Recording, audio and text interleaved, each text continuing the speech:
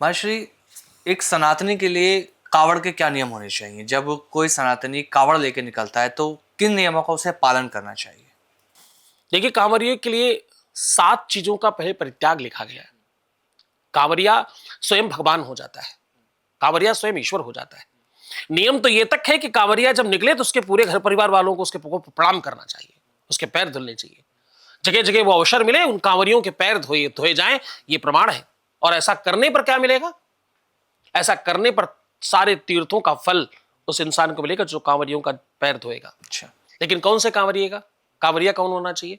ये तो एक तरफ की बात हो गई कि कांवरियों को भगवान मानो, कांवरिये का स्वागत भगवान की तरह करो, कांवरियों को विश्व के सर्वश्रेष्ठ व्यंजन खिलाओ, बढ़िया जगह जगह भंडारे लगाओ। कांवरिये का स्वागत सर्वश्रेष्ठ स्थिति में होना चाहिए। आपने पिछली बार देखा कि माननीय मुख्यमंत्री जी ने ऊपर से पुष्पों की वर्षा करी, भगवान मान करके उनको ईश्वर तुल्य स्वागत किया गया। ऐसा तो भगवान का स्वागत होता है। अब कांवरिये के नियम क्या है? कांवरिये का नियम यह है कि बोले हिंसा, असत्य, मद मोह लोभ और काम क्रोध का त्याग करें। क्या? हिंसा, असत्य, मद, मोह, लोभ, काम और क्रोध, ये 7 चीजें त्याग दें। अच्छा। उस समय नहीं करना, उस काल में नहीं करना, क्योंकि तुम उस समय अलग पदवी पर हो, अलग पीठ पर हो।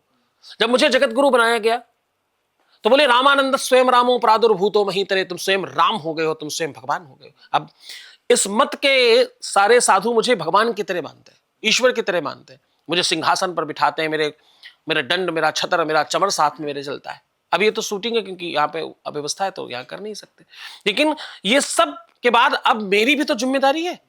अब मेरी भी तो, मुझे सब कुछ प्राप्त हो गया। अब मेरा धर्म क्या है? मेरा धर्म है इस पद की गरिमा बनाए रखना।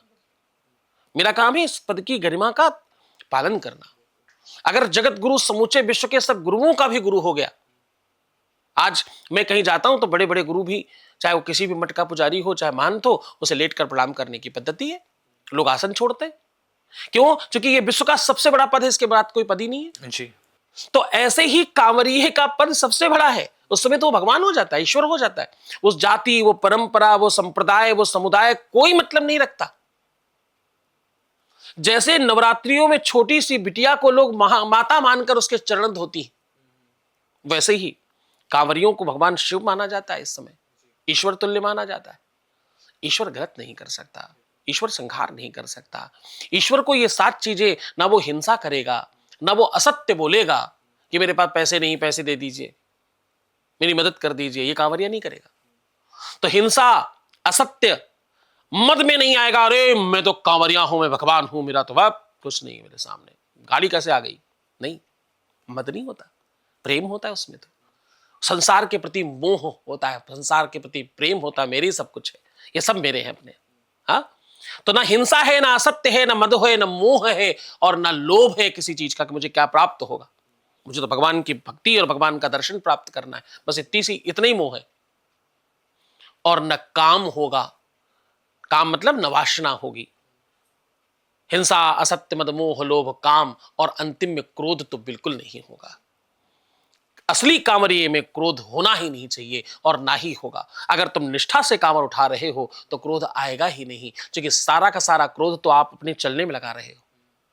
इतनी मेहनत, इतना परिश्रम करोगे कैसे अगर क्रोध होगा? तो ये आप कर ही तब पाएंगे जब आप सब समाप्त करेंगे। यहां तक कि आप, कुछ लोग तो पैरों में चप्पल नहीं पहनते, बिल्कुल नंगे पैर चलते हैं बेचारे। तो वो हजारों लाखों जो सच्चे कांवरिये हैं, उनको कुछ चंद कांवरियों की वजह से खराब क्यों करना, बर्बाद क्यों करना? तो कांवरियों की जिम्मेदारी है, कांवरियों के साथ चलने वालों की जिम्मेदारी है कि कांवरिये को भगवान मानकर चले, कांवरिये को भगवान बना करके चले, और उसमें कोई दोष ना आने दें। जो रास्ते में लोग मिले सबसे सप्रेम बात करें। कोई अब जगन्नाथ जी का रथ की यात्रा निकली, रास्ते में जो लोग मिले उनके रौंद दें, ऐसा संभव है क्या? नहीं, ये तरीका नहीं है। आज आपके प्रदेश का मुखिया स्वयं संत होकर के आपके ऊपर पुष्पों की वर्षा कर रहा है, ये आपका धर्म है, ये आपकी गरिमा है। आपको क्या प्राप्त हो रहा है ये समझो। तो भले ही पहली बार हुआ, ऐसा पहले कभी नहीं हुआ, ऐसा कोई सरकारें नहीं करती रही। तो हम सब गौरवशाली है कि हमें हमारे प्रदेश में ऐसा मुखिया मिला है कि ऐसी व्यवस्था करके दे रहे हैं। वो आपकी उदंडता पर भी वो कुछ बोल नहीं रहे, पर हमें तो नहीं करनी ना। हमारा हमारा भी तो कोई दायित्व है, हमारा भी तो कोई धर्म है, तो हमें उस धर्म का पालन करना चाहिए।